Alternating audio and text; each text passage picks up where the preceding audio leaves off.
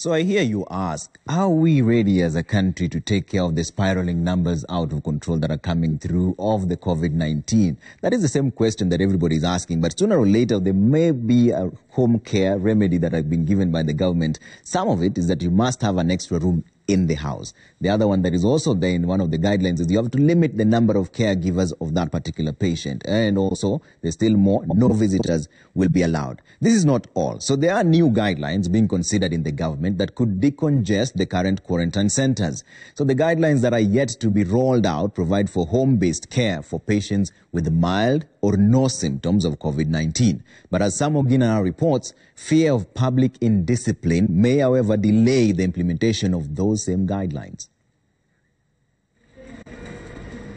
To ease pressure on the healthcare facilities as the country's COVID-19 cases spike at a staggering 490 positive cases, the Health Ministry is toying with the idea of home-based treatment of mild COVID-19 patients. The new rules by the ministry now allowing patients with mild conditions to be taken care from home. Other patients who qualify for home-based care include those symptomatic but no longer requiring hospitalization.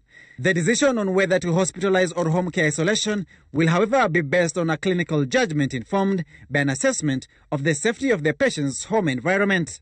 For home care isolation, there must be available caregivers. In this case, a caregiver can be parents, spouses, other family members, or friends. The house must have a separate bedroom where the patient can be isolated from the rest, access to food and other basic necessities.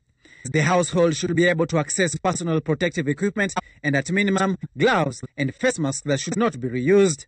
The home should not have members predisposed to medical conditions, the elderly, pregnant women and those with chronic illness. With these conditions checked, the patient then should be placed in a well-ventilated single room with limited movement of the patient in the house. The household members are required to stay in a different room and, if possible, assign one person as the caregiver. The Health Ministry regulations prohibits any visitors to the home until the patient is fully recovered.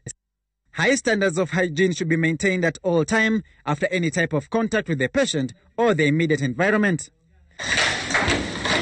To contain coming in contact with any distance from the patient, the caregiver is advised to wear surgical masks, preferably a tightly fitted N95 mask that covers their mouth and nose when in the same room with the patient.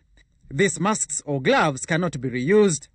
The patient should also be assigned dedicated utensils and their room cleaned and disinfected, while their laundry cleaned regularly with soap and water and allowed to dry thoroughly.